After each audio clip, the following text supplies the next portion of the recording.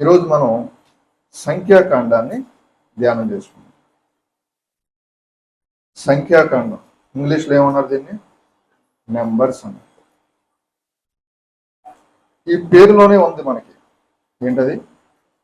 ఇజ్రాయెల్ని జనసంఖ్యను లెక్కించినటువంటి గ్రంథం. ఈ గ్రంథంలో 2 సార్లు ఇజ్రాయెల్ ప్రజల్ని లెక్కించడం జరుగుతుంది. ఎందుకు 2 సార్లు లెక్కించారని మనం గ్రంథంలో ఒక్కొక్క అధ్యాయం ధ్యానం చేసుకున్నప్పుడు మనం చూద్దాం.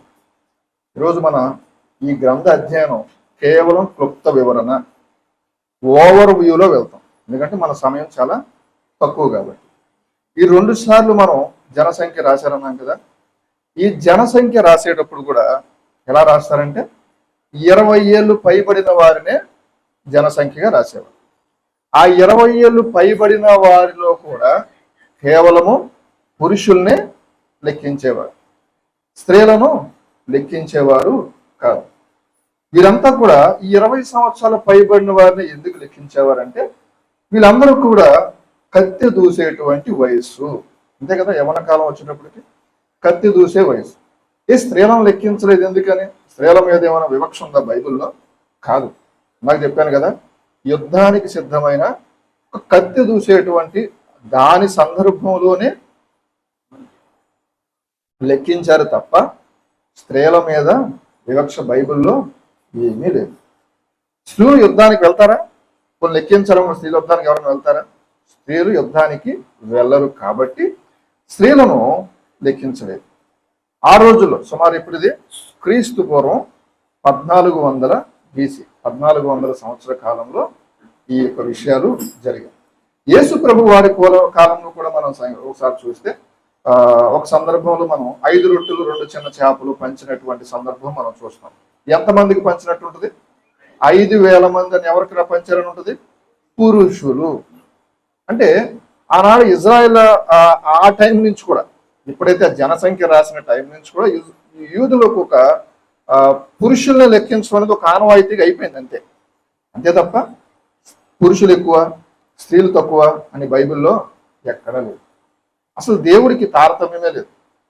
దేవుడి గలతీల పత్రికలో స్త్రీ అని పురుషుడని తేడా లేదు, యూదుడని గ్రీసస్తుడని తేడా లేదు, నువ్వు నల్లగున్నావా తెల్లగున్నావా అని తేడా లేదు, నువ్వు ఏ మతమో అని తేడా లేదు. మతాలు ఎవరు పెట్టుకున్నారు? మనిషి పెట్టుకున్నారు. దేవుడు నిన్ను ఒక హ్యూమన్ బీయింగ్గా మాత్రమే చూస్తాడు. కానీ జనాలు ఎలా చూస్తారు? నువ్వు ఒక హిందువా, నువ్వు ఒక ముస్లిమా, నువ్వు ఒక క్రిస్టియనా, నీది ఆ కులమా, నీది ఈ కులమా అని మనిషి వాడుతున్నటువంటి రిలీజన్ని లేదా క్యాస్ట్ని చూడొచ్చు. కానీ దేవుడికి నువ్వు ఒకటే, you are a just human being. నువ్వు కేవలము ఒక మనిషిగా మాత్రమే చూస్తాడు. జనాలు లెక్కించేటువంటి జనసంఖ్యను తీసుకున్నారు కాబట్టి దీన్ని సంఖ్యాకాండం అని తెలుగులో అన్నారు, ఇంగ్లీష్లో నెంబర్స్ అన్నారు. కానీ పాత హిబ్రూ బైబిల్లో మాత్రం దీనికి ఆ పేరు పెట్టలేదు. దీనికి హిబ్రూలో దీని పేరు ఏం తెలుసా? బెమిద్బార్, BEMIDBAR, BEMIDBAR, బెమిద్బార్. ఈ బెమిద్బార్ మీకు చాలాసార్లు నేను ప్రతి పంచకాండాలు కూడా చెప్తున్నప్పుడు మీకు ఒక విషయం చెప్పేవాడిని, మీకు గుర్తుందో లేదో. హిబ్రూ గ్రంథంలో ఆ ఫస్ట్ లెటర్ ఏదైతే ఉందో దాన్నే ఆ గ్రంథానికి పేరుగా పెట్టారన్న విషయం గుర్తుందా? ప్రతిదీ కూడా పంచకాండాలు మీరు ఏది తీసుకున్నా హిబ్రూ బైబిల్లో మాత్రం ఆ ఫస్ట్ లెటర్స్ ఏదైతే ఉందో దాన్ని ఆ గ్రంథానికి పెట్టారు. ఈ బెమిద్బార్ అంటే ఏంటి? ఇన్ ద విల్డర్నెస్, అంటే అరణ్యములో దేవుడు అనే పదాన్ని తీసుకొని వాళ్ళని ఆ పేరుగా పెట్టారు. ఆ ఫస్ట్ పదం అదే ఉంటుంది, అరణ్యములో దేవుడు అని హిబ్రూ గ్రంథంలో ఉంటుంది. దానికి అర్థం ఇచ్చేటువంటి పేరుని బెమిద్బార్. బెమిద్బార్ అంటే హిబ్రూలో అరణ్యములో దేవుడు అని అర్థం. ఐగుప్తుల నుంచి కానాను ప్రయాణం చేసేటువంటి అరణ్య ప్రయాణం అంతా వివరించబడిన గ్రంథం. అంతే కదా, ఇప్పుడు ఐగుప్తు నుంచి కానానికి వెళ్ళి అక్కడి నుంచే స్టార్ట్ అవుతుంది. ఇదంతా జరిగినటువంటి ఈ హిస్టరీ అంతా కూడా మనం ఈ సంఖ్యాకాండంలో మనం చూస్తాం. 40 సంవత్సరాల సంఘటన ఈ గ్రంథంలో మనం చూస్తాం. చాలా మందికి ఒక డౌట్ వస్తుంది, ఇప్పుడు ఐగుప్తు నుంచి కానానికి 40 సంవత్సరాలు పడుతుంది అసలు? 40 సంవత్సరాల ప్రయాణం ఎందుకు జరిగింది అంటే, ఐగుప్తు నుంచి నిజంగా కానానుకు వెళ్తానికి 40 సంవత్సరాల టైం అయితే ఖచ్చితంగా పట్టదు. మనం ఏ ప్రాంతం తీసుకున్నా, ఇప్పుడు తీసుకున్న ఆ రోజులు తీసుకున్న ఒక ప్రాంతానికి 40 సంవత్సరాల కాలం అనేది పట్టడం అసంభవం అసలు. మరి ఎందుకు జరిగింది అంటే, దేవుడు ఇజ్రాయెల్కి ఇచ్చినటువంటి శాపం. ఈ శాపం కారణంగా వీళ్ళకు 40 సంవత్సరాల కాలం పట్టింది.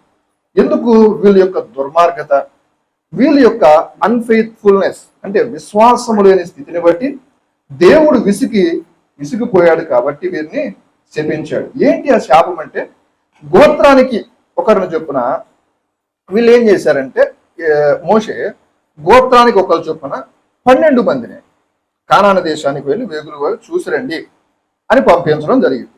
పంపించిన తర్వాత వచ్చారు. ఈ పంపించిన వారిలో ఇద్దరు మాత్రమే ఒక బ్లెస్డ్ విషయాన్ని చెప్పారు. మిగతా 10 మంది కూడా ఏం చేశారంటే, ఆ ఇద్దరు ఎవరు? కాలేబు, యెహోషువ. మిగతా 10 మంది వీళ్ళు చూశారు.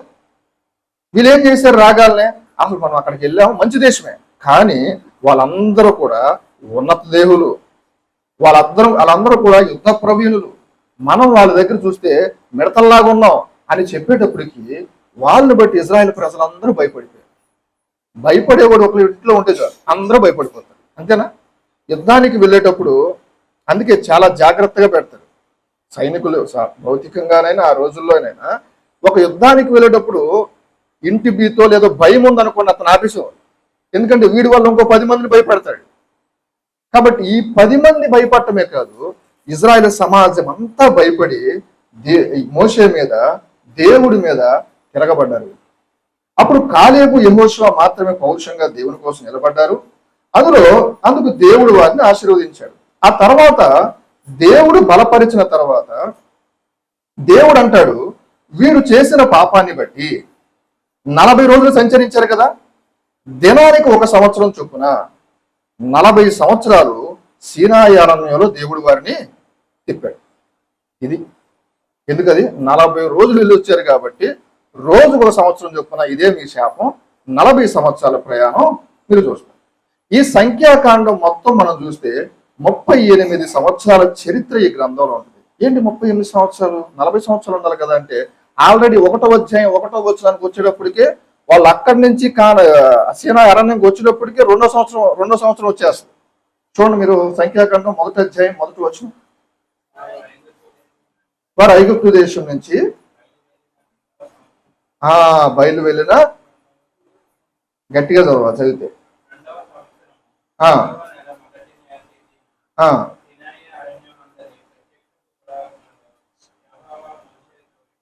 చాలు. ఇప్పుడు సీనాయి అరణ్యం వచ్చినప్పటికి ఆల్రెడీ 2వ సంవత్సరం వచ్చేసింది. ఆల్మోస్ట్ 2 years అయిపోయింది. ఇంకా 38 సంవత్సరాల చరిత్రను మనం ఈ గ్రంథంలో చూస్తాం. ఈ గ్రంథానికి బైబిల్ పండితులు ఇంకొక పేరు కూడా పెట్టారు, ద బుక్ ఆఫ్ గ్రంబ్లింగ్.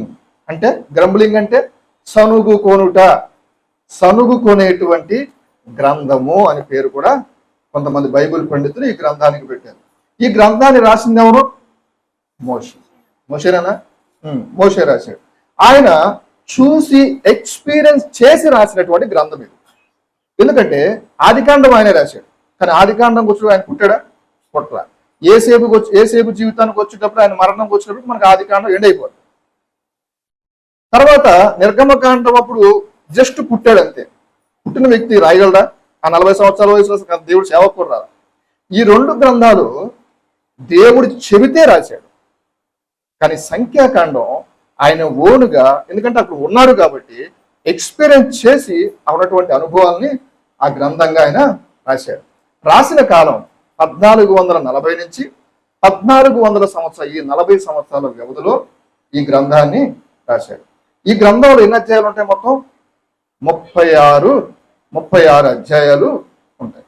సీనాయి పర్వతము నుండి కానాను దగ్గరకు వచ్చేటువంటి, అక్కడ వరకు వచ్చేటువంటి, దగ్గరకు వచ్చేటువంటి ఉన్నటువంటి ఆ 38 సంవత్సరాల ప్రయాణాన్ని ఈ 36 అధ్యాయాల్లో మనం చూస్తాం. గ్రంథ విభజన చూద్దాం. 1 నుంచి 10 అధ్యాయాలు 3 భాగాలుగా గ్రంథ విభజన చూస్తే 1 నుంచి 10 అధ్యాయాలు ఒక భాగం. ఈ భాగంలో మనం ఏం చూస్తామంటే, 1వ అధ్యాయంలో పర్వతం దగ్గర ఉన్నారు వీరు. అక్కడే దేవుడు అనేక విషయాలు ఇజ్రాయెల్కు బోధించాడు. వారి ప్రయాణం ఎలా ఉండాలి అంటే, మేఘం ఆగినప్పుడు వీరి ప్రయాణం ఆగాలి, మేఘం బయలుదేరినప్పుడు వీరు ప్రయాణించాలి అనేటువంటి కొన్ని కండిషన్లు చెప్పడం. అలాగే ఎవరు ముందు ఎవరు వెనకాల, ఈ 12 గోత్రాల్లో ఎవరు ముందు వెళ్ళాలి, ఎవరు వెనక వెళ్ళాలి అనేటువంటి విషయాలన్నీ కూడా ఈ 10 అధ్యాయాల్లో మనం చూస్తాం. 10వ అధ్యాయం మధ్య నుండి 21వ అధ్యాయం వరకు వీరి ప్రయాణం సీనాయి నుండి మోయాబు మైదానం చేరుకునేంత వరకు కూడా వీరి ప్రయాణం చూస్తాం. 22వ అధ్యాయం నుంచి 36వ అధ్యాయం వరకు మోయాబు మైదానములో జరిగినటువంటి సంఘటనలు కొన్ని మనం అక్కడతో చూసి ఈ గ్రంథం ముగుస్తుంది. మొదటి భాగం కొంచెం క్లియర్గా చూద్దాం. ఈ మొదటి అధ్యాయం నుంచి 10 అధ్యాయాలు అన్నాం కదా, కొంత మరీ డెప్త్గా వెళ్ళాం, పైన వెళ్తాం. మొదటి అధ్యాయంలో మనం ప్రాముఖ్యంగా ఒక విషయం చూస్తాం. ఈ గ్రంథానికి ఏం పేరు వచ్చిందో దాని విషయం ఏంటది, జనసంఖ్యను చూస్తాం. ఈ 36 అధ్యాయాల్లో 2 సార్లు జనసంఖ్య జరుగుతుంది.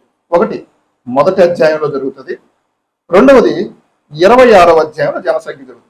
ఎందుకు జనసంఖ్య జరిగింది 2 సార్లు అంటే, మనం ముందు వెళ్ళే కొద్దీ ఈ 2 సార్లు జనసంఖ్య ఎందుకు దేవుడు లెక్కించాడో మనకు తెలుస్తుంది. మొదటిసారి జనసంఖ్య చేసేటప్పుడు ఎంతమంది ఉన్నారు తెలుసా? 6,03,550 మంది. మొదటి జనసంఖ్య చేసేటప్పుడు ఎంతమంది? 6,03,550 మంది. ఇది నేను ఎక్కడ లెక్కో చెప్పలేదు, చూడండి. 1వ అధ్యాయం 46 వస్తుంది. వీరు లెక్కించబడిన వారు అనగా మోషేయు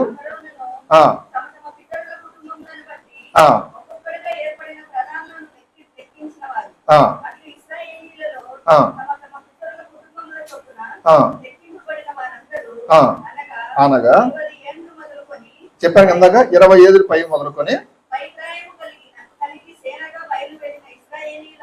6,03,550 మంది. సాధారణంగా మనం ఏం చెప్తాం, 6 లక్షల మంది బయలుదేరే 6 లక్షల కాల్బొమ్మలు మనం అంటా ఉంటాం కదా. ఎగ్జాక్ట్ నెంబర్ కావాలంటే 6,03,550 మంది. వీళ్ళందరూ ఎవరు? 20 ఏళ్లకు పైబడిన వాళ్ళు, పురుషులు, శీల కాదు. ఇప్పుడు బైబిల్ ప్రకారం వీరే లెక్కించారు కాబట్టి ఇదే సంఖ్య కాబట్టి మనం ఈ సంఖ్యనే ఫాలో అవుతాం. ఎంతమంది? 6,03,350 మంది.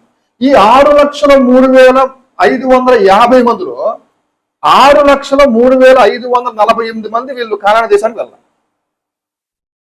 ఎంతమంది వెళ్ళారు? వాళ్ళు ఇద్దరే వెళ్ళారు. 6,03,550 మంది లెక్కిస్తే 6,03,548 మంది మాత్రం వారు దేవుడిచ్చిన వాగ్దాన భూమికి వెళ్ళలేదు. ఎందుకు వెళ్ళలేదో మనం ముందు చూద్దాం. మధ్యదారిలో చచ్చిపోయారు. ఎందుకు చచ్చిపోయారు? ఇప్పుడు ఇద్దరు వెళ్ళారు కానాను దేశానికి, మిగతా ఎవరు కూడా ఇద్దరు కూడా వెళ్ళారంటే వెళ్ళలేదు, చనిపోయారు. ఇంకో కొంతమంది ఇంకెవరు వెళ్ళారు అంటే వారి పిల్లలు వెళ్ళారు. ఎలాగో చూద్దాం. బయలుదేరినటువంటి వారు ఎంతమంది?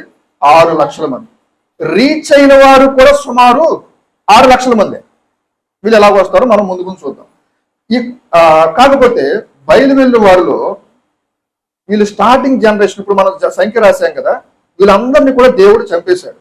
వారికి పుట్టిన పిల్లలు కానాను దేశానికి వెళ్ళారు. వారు కూడా సుమారు 6 లక్షల మంది. అంటే యెహోషువ, కాలేబు తప్ప వెళ్ళిన వారంతా కూడా ప్రైమ్ యూత్. ప్రైమ్ యూత్ అంటే 40 ఏళ్ళు లోపలి వీళ్ళందరూ, అంతే కదా.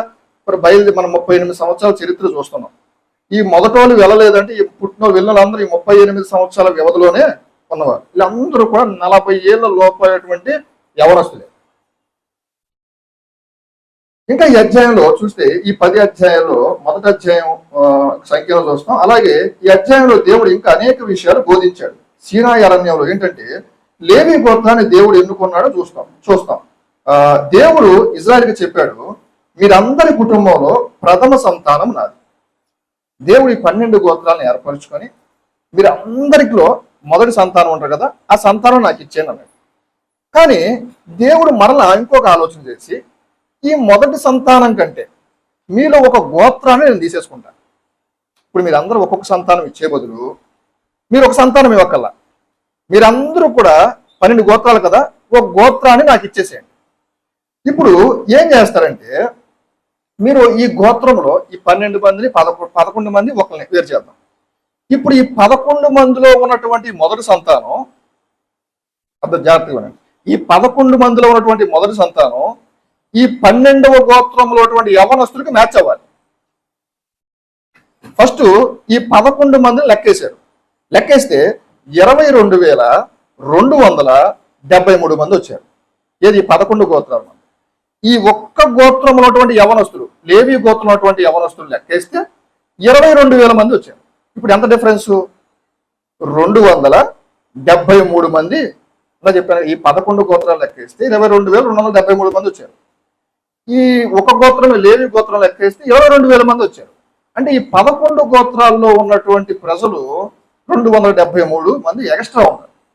వీళ్ళు ఎక్స్ట్రా ఉన్నందుకు దేవుడు ఏం చేశారంటే, మన భాషలో చెప్పాలంటే ఒక్కొక్కరికి 5 రూపాయలు చొప్పున మీరేం చేస్తారంటే అది తీసుకొచ్చి లేవీలకి ఇవ్వండి. అప్పుడు చెల్లి అయిపోతుంది. ఎంతది? 1360. 273 ఇంటూ 5 కొడితే 1365 కలెక్ట్ చేసి ఎవరికి ఇవ్వాలి? ఈ లేవీలకి ఇవ్వాలి. ఆ మాట మనం సంఖ్యాకాండం చూద్దాం. సంఖ్యాకాండం 3వ అధ్యాయం 46వ వచనం చదవండి. ఇజ్రాయేలీలకు తొలిత, జాగ్రత్తగా చదవండి, ధ్యానం చేసుకుంటా. తొలిత పుట్టిన వారిలో లేవీల కంటే వాళ్ళు ఎంతమంది ఎక్కువయ్యారు? 273 మంది ఎక్కువయ్యారు. శేషించిన వారి యొక్క ఇందాక నేను రూపాయలు అన్నాను కానీ మీకు అర్థమయ్యేలా, తలకు 5 తులముల వెండిని తీసుకొనవలెను. పరిశుద్ధమైన తులము చొప్పున వాటిని తీసుకొనవలెను. తులము 20 చిన్నములు. ఆరోనుకును ఇయ్యవలెను.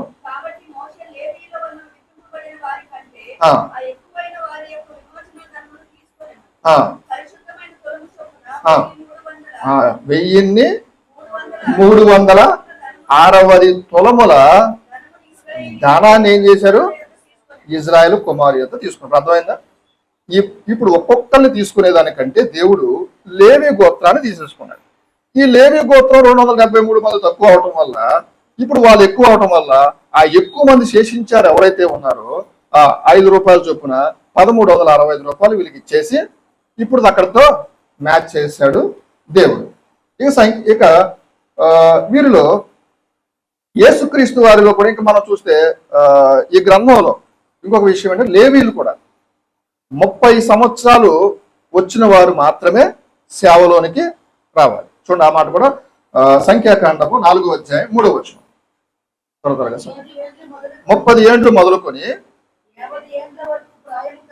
50 ఏండ్ల వరకు ప్రాయం కలిగి ప్రత్యక్ష గుడారంలో పనిచేయటకు సేవగా చేయాలి. ఇప్పుడు దీని అర్థం అది 30 ఏళ్ళు చాలమ్మా, చాలు 30 ఏళ్ళు పడిబడిన వారే సేవలోకి రావాలి. యేసుక్రీస్తు వారు కూడా ఏ వయసులో వచ్చిన సేవకి 30 ఇయర్స్ అప్పుడు సేవకు వచ్చినట్టు మనం చూస్తాం. ఇంకా త్వరగా ముగించేసుకుంటే 5వ అధ్యాయం నుంచి 10వ అధ్యాయం వరకు మనం చూస్తే కొన్ని చట్టాలను దేవుడు ఇస్తాడు. ఏంటి ఆ చట్టాలు? భార్య నమ్మకంగా లేకపోతే ఎలాంటి యాక్షన్ తీసుకోవాలి, రెండోది నాజీరు చేయబడిన వ్యక్తి ఏ విధంగా ఉండాలి, అలాగే దేవుని మందిరానికి కానుకలు ఏ విధంగా తేవాలి, అలాగే చేరినటువంటి వీళ్ళు ప్రయాణం చేస్తారు కదా, ఆ మేఘ ఎప్పుడెప్పుడు ప్రయాణం చేయాలి, మేఘం ఆగినప్పుడు ఆగటం, మేఘం బయలుదేరడం, ఇలాంటి కొన్ని విషయాలు చెప్పడం. అలాగే 9వ అధ్యాయంలో మళ్ళా గ్రాండ్ గా పస్కా పండుగను జరుపుకున్నట్టుగా మనం చూస్తాం. మరలా 10వ అధ్యాయంలో వీరు ప్రయాణాన్ని ప్రారంభించినట్టుగా చూస్తాం. ఇక 2వ భాగానికి వచ్చినప్పుడు 11వ అధ్యాయం నుంచి మనం అనుకున్నాం కదా, ఈ 11వ అధ్యాయంలో వీరు మన్నా మీద బోరు కొట్టింది. వీళ్ళు మన్నా మీద బోరు కొట్టినప్పుడు దేవుడి మీద తిరగబడ్డారు. దేవుడు గట్టిగా వీరికి పనిష్మెంట్ ఇచ్చాడు. ఎలాగా? మాంసము కావాలి, మాకు మన్నా బోరు కొట్టింది అనగానే వీళ్ళకి మాంసం ఇచ్చి మరీ దేవుడు వీళ్ళని శిక్షించినట్లుగా మనం చూస్తాం. అలాగే 12వ అధ్యాయంలో మోషే తోబుట్టువులైనటువంటి మిరియాము, అహరోనులు, మోషే ఒక కూషు దేశస్తురాలు పెళ్లి చేసుకుంటాడు. అలా పెళ్లి చేసుకున్నందుకు వీళ్ళిద్దరూ కూడా మోషే మీద తిరగబడతాం మనం బైబిల్లో చూస్తాం. తిరగబడినప్పుడు వీళ్ళు ముగ్గురికి ఎక్స్క్లూజివ్ మీటింగ్ పెడతాడు దేవుడు. మీటింగ్ పెట్టి అసలు ఏమనుకుంటున్నారు మీరు? మోషే కేవలం ఒక ప్రవక్తగా చూస్తున్నారా, is the more than A profit, ఈయన ప్రవక్త కంటే నా దృష్టికి ఎక్కువ అని మనం మిరియాముని శిక్షించినట్లు, తన నడినెత్తి నుంచి మనం తనకి కుష్టి వ్యాధి వచ్చినట్లుగా మనం చూస్తాం. మరలా మోషే ప్రార్థిస్తే దేవుడు అన్నాడు, ఒక 1 వీక్ సఫర్ అవని, ఒక వారం రోజులు తన సఫర్ అవని, తర్వాత నేను స్వస్థపరుస్తానని చెప్పినటువంటి సంఘటనలు మనం ఈ 12వ అధ్యాయంలో చూస్తాం. ఇక 13వ అధ్యాయంకి వచ్చేటికి మోషే గోత్రానికి, ఇలా అధ్యాయం ఎందుకు చెప్తున్నాను తెలుసా మీకు? ఏదో మీరు వెళ్ళిపోవడానికి కాదు. ఇప్పుడు ఆ అధ్యాయంలో కీ పాయింట్, తాళం దొరికింది అనుకోండి, మనం ఎక్కడ ఎలాగైనా తాళం తీసుకోవచ్చు. మీకు కీ అంతే. రేపు పొద్దున మీరు ఆ గ్రంథం చదువుతున్నప్పుడు మీకు తెలియాలి. రాసుకుంటే పక్కన ఉందనుకోండి, చూసుకుంటే మెయిన్ ఆ టాపిక్ ఏంటి అర్థమవుతుంది. ఆ గ్రంథం ఇంట్రెస్ట్ వస్తుంది. చాలాసార్లు ఈ సంఖ్యాకాండం చదవటం ఇంట్రెస్ట్ రాదు, ఆ లెక్కలు చూసి స్కిప్ చేసుకుంటూ వెళ్ళిపోతాం. కానీ ఓవర్ వ్యూలో కొంత మెయిన్ పాయింట్ సమ్మరీగా చూసామనుకోండి, అలా చూస్తూ ఉంటే ఆ గ్రంథం చదవాలనేటువంటి ఇంట్రెస్ట్ వస్తుంది. ఒకవేళ అది రాయకపోయినా రేపు పొద్దున ఎప్పుడైనా యూట్యూబ్లో వీడియో ఉంటుంది కాబట్టి ఎప్పుడైనా సరే మీరు ఇంటికి వెళ్ళిన తర్వాత తాతీగా రాసుకోండి. అలా రాసుకున్న తర్వాత ఏమైందంటే మీరు రేపు బైబిల్ చదివినప్పుడు ఆ బైబిల్ చదవడం చాలా ఈజీగా ఉంటుంది, కొంత అర్థమవుతుందని నా అభిప్రాయం. అందుకే ఎంత కష్టపడి ఈ గ్రంథాలు ధ్యానం చేసుకుని మీకు చెప్పడం. మీరేదో ఒట్టిగా వినేసి వెళ్ళిపోతే ఉపయోగం లేదు. 13వ అధ్యాయం చూస్తే మోషే గోత్రానికి జాతికి చొప్పున 12 మందిని మనం స్పైసెస్ ఇందాక మనం పంపించినట్లుగా మనం చూస్తాం కదా. కానాను చూసి వారు 40 దినాలు చూసి ఒక ద్రాక్ష గెలను తీసుకొస్తారు. కానాను ఇంత ఫలభరితమైన దేశం అని చెప్పేసి ఒక ఉదాహరణకు ఆ ద్రాక్ష గెలను వారు తీసుకొస్తారు. కానీ 12 మందిలో 10 మంది ఇజ్రాయెల్ను భయపెట్టి ఇందాక మనం చెప్పినట్టుగా మోషే మీద తిరుగుబాటు చేశారు. 14వ అధ్యాయం వచ్చినప్పుడు వారు తిరగబడిన వారు 40 రోజులకు చొప్పున, రోజుకు 1 సంవత్సరం చొప్పున 40 సంవత్సరాలు వాళ్ళ అరణ్యంలో తిరుగుతూ ఉంటారు. వీరు ఎవరు కూడా, దేవుడు అంటాడు, వీరు ఎవరు కూడా వాగ్దాన దేశానికి అర్హులు కాదు. వీళ్ళు బిడ్డల్ని, కానీ వీరి సంతానాన్ని మాత్రం నేను కానాని దేశానికి తీసుకువెళ్తానని దేవుడు ఆ రోజు వాళ్ళకి వాగ్దానం ఇస్తాడు. పాత జనరేషన్ ని శపిస్తాడు. ఇక 15 నుంచి 21వ అధ్యాయం చూస్తే దేవుడు వారికి కొన్ని లాస్ పెడతాడు. ఏమిటంటే ప్రత్యేకమైన కానుక ఎలా ఇవ్వాలి, అలాగే సబ్బాతు దినం, విశ్రాంతి దినం ఎలా పాటించాలి, పాటించకపోతే ఎలాంటి శిక్ష, అలాగే మోషే మీద తిరగబడినటువంటి కొరాహు, దాతాను, అభిరాములు దేవుని చేత ఏ విధంగా శిక్షించబడ్డారు, అలాగే ఇజ్రాయేల్ రెండవసారి దాహం అన్నప్పుడు దేవుడు చేసినటువంటి గొప్ప కార్యాల్లో ఆ బండ నుంచి నీళ్లను తీసుకొచ్చినటువంటి సందర్భాన్ని మనం అక్కడ చూస్తాం. ఇక 3వ భాగానికి వచ్చేటప్పటికి వీరందరూ కూడా కొన్ని సంగతుల తర్వాత క్షేమంగా వీరు మోయాబు పట్టణానికి ఇప్పుడు రీచ్ అయ్యారు. ఇక్కడ మనం మోయాబు సంఘటన మనం చూస్తాం. మన అందరికి తెలిసిన విషయమే. మోయాబు రాజు ఎవరు? బాలాక్. ప్రవక్త ఎవరు? బిలాం. ఈ మోయాబు ఆశ ఏంటి? ఇజ్రాయెల్ని శపించాలని. కానీ దేవుడు అది జరగనివ్వలేదు. ఈ సందర్భాలను మనం ఈ అధ్యాయాల్లో 22 నుంచి 36 అధ్యాయాల్లో మనం చూస్తూ ఉంటాం. అందులో కూడా మోషేతో దేవుడు, మీరు కానాను దేశానికి ఎంటర్ అవుతున్నారు. ఇప్పుడు ఆ పాత జనరేషన్ అంతా కూడా పోయారు. అప్పటికే పాత జనరేషన్ అంతా కూడా పోయారు. ఇప్పుడు కొత్త జనరేషన్ వచ్చింది. ఇప్పుడు ఇందాక వచ్చాం కదా, ఫస్ట్ జనసంఖ్య వేసాం కదా, ఇప్పుడు ఇదంతా కొత్త జనరేషన్ వచ్చేసింది కదా. ఇప్పుడు మళ్ళీ జనసంఖ్య. ఇప్పుడు వాళ్ళందరూ కూడా చచ్చిపోయారు.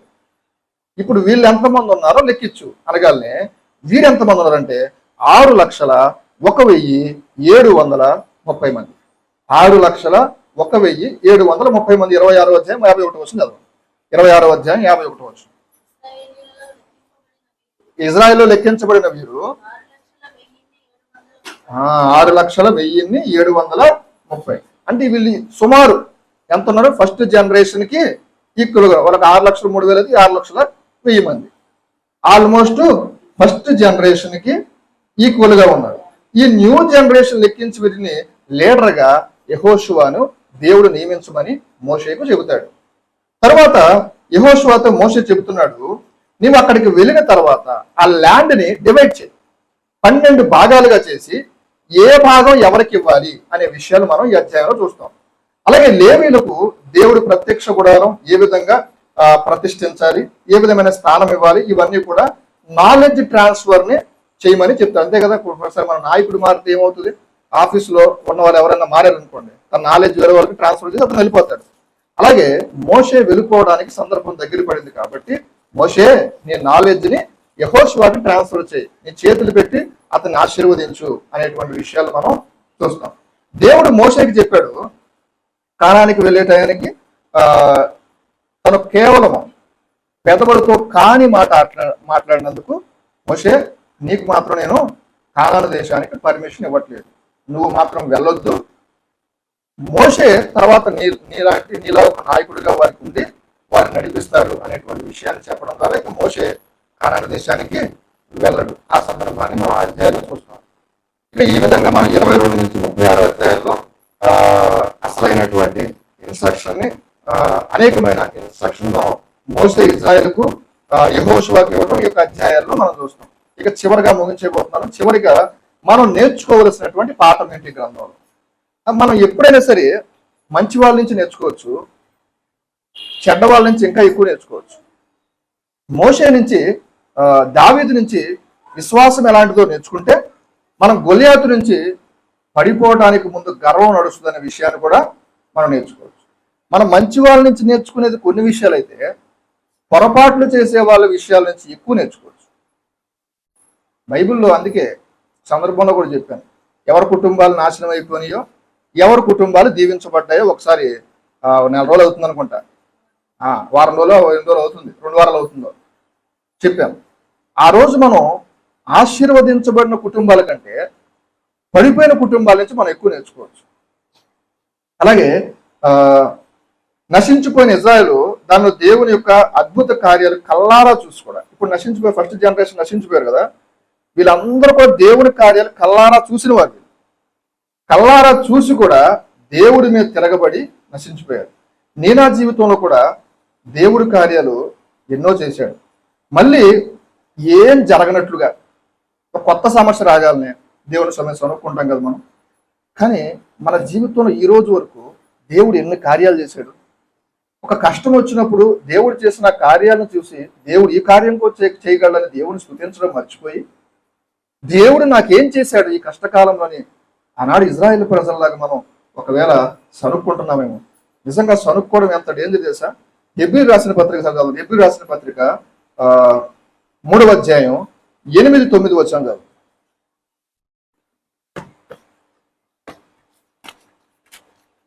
హెబ్రీయులకు రాసిన పత్రిక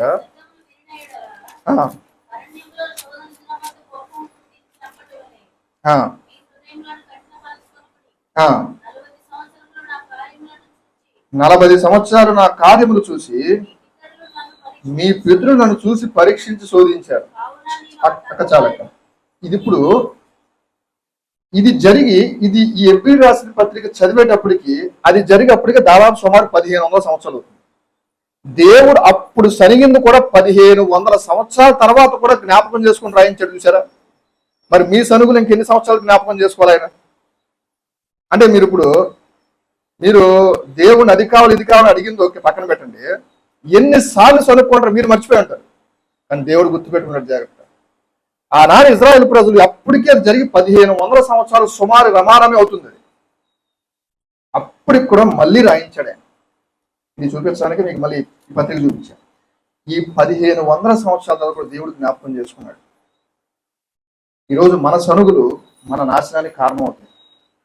కానీ ఈ సంఖ్యాకాండం మొత్తం మీద ఎంత శపించబడిన ఒక ఆశీర్వాదపు మాట మాత్రం ఉంది. చూడండి, సంఖ్యాకాండం 24వ అధ్యాయం ముగించేస్తున్న. సంఖ్యాకాండం 24వ అధ్యాయం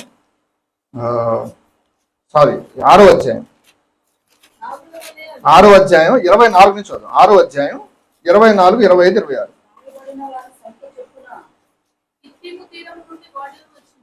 ఏంటిది? ఒక్కోల పురాజు అదే అక్క చదవండి. యెహోవా నిన్ను ఆశీర్వదించి నిన్ను కాపాడును గాక. యెహోవా నీకు తన సన్నిధి కాంతిని ప్రకాశింపజేసి నిన్ను కరుణించును గాక. యెహోవా నీ మీద తన సన్నిధి కాంతిని ఉదయింపజేసి నీ మీద సమాధానము కలుగజేయును గాక. ఈ మాట నాకు బైబిల్ తెలియక ముందు ఈ మాటను ఎక్కువసార్లు విన్నా. ఎందుకు తెలుసా? అప్పుడు లోదరం చర్చికెళ్ళేవాడిని. మీరు లోదరం చర్చికెళ్తే ఈ మాట ఖచ్చితంగా చివరిలో బ్లెస్ చేసేటప్పుడు ఈ వాక్యం ఉంటానే ఉంటుంది. నాకు కంటత అయిపోయింది.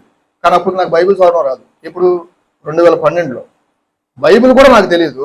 కానీ ఈ మాట నాకు బాగా నోటెడ్ అయిపోయింది. ఎందుకంటే లోదరం చర్చికి వెళ్ళి వెళ్ళి వెళ్ళి మాట విని దేవుడు ఎంత శపించినా, ఎంత మీరు నెగిటివ్గా ఉన్నా, ఎప్పుడు కూడా దేవుడు మిమ్మల్ని ఆశీర్వదించాలనేటువంటి తలంపు ఆయనకుంటుంది.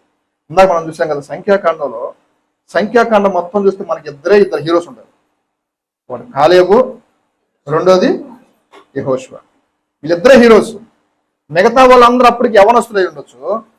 కాలేబు, యెహోషువ వాళ్ళు వెళ్ళేటప్పటికి వాళ్ళు వృద్ధులు, వాళ్ళు వీళ్ళకంటే పెద్దవాళ్ళే. కానీ పెద్దవాళ్ళవి కూడా భయపడలేదు. కానీ 20 సంవత్సరాలు పైబడిన వాళ్ళు ఉన్నారు, కుర్రోళ్ళు ఉన్నారు, 50 ఏళ్ళు ముసలోళ్ళు ఉన్నారు, అందరూ ఉన్నారు. కానీ వీళ్ళందరూ భయపడ్డారు, కానీ ఇద్దరు భయపడలేదు. వీళ్ళిద్దరికి దేవుడి సన్నిధి ఉంది, మిగతా వాళ్ళు ఎవరికి లేదు. వీళ్ళందరూ దేవుణ్ణి, కాలేబు యెహోషువ కూడా దేవుని రుచి చూశారు. ముందున్న 6 లక్షల వారు దేవుని రుచి చూశారు. కానీ వీళ్ళిద్దరూ కూడా దేవుని రుచి చూసి తెలుసుకున్నారు. వీళ్ళిద్దరు దేవుని రుచి చూసి తెలుసుకోరా. అదేంటి అంటే, రుచి అంటే మనం కాకరకాయ ఎంతమందికి ఇష్టమేడా?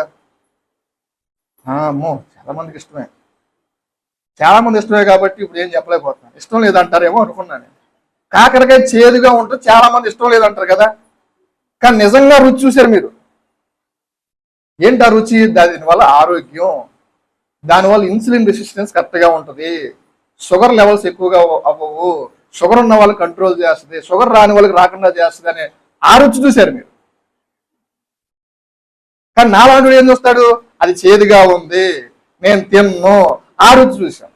వీళ్ళిద్దరూ కూడా దేవుడి యొక్క నిజమైన కాకరకాయ రుచి చూశారు.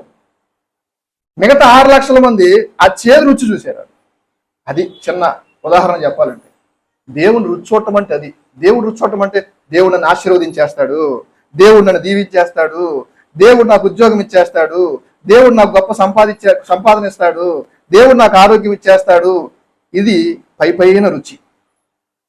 దేవుడిని కష్టాలు వచ్చినా కూడా దేవుడిని విడవను, దేవుడిని ఆశీర్వదిస్తాడంటే ఎన్నటికీ ఆశీర్వదిస్తాడు. ఇప్పుడు కష్టకాలము అది నిజమైన కష్టం కాదు. దేవుడిని ఒకవేళ కష్టం వచ్చినా, శట్రకు మేషకు అభిజ్ఞులు ఏమన్నారు? ఆ మంటలో నన్ను పడేసినా పర్లేదు, యెహోవా రక్షించడానికి సమర్థుడు, ఒకవేళ రక్షించకపోయినా పర్లేదు. అది నిజంగా రుచి చూసారా? అది టేస్ట్ చేయడం అంటే. ఆ రుచి చూసారా మీరు? ఆ రుచి చూడండి. ఈరోజు దేవుడు మాట అంటున్నాడు, మీరు ఎవరిలాగా ఉన్నారు? ఆ ఇద్దరిలాగా ఉన్నారా? 6 లక్షల మంది లాగా ఉన్నారు? మనల్ని మనం పరిశీలన చేసుకుందాం.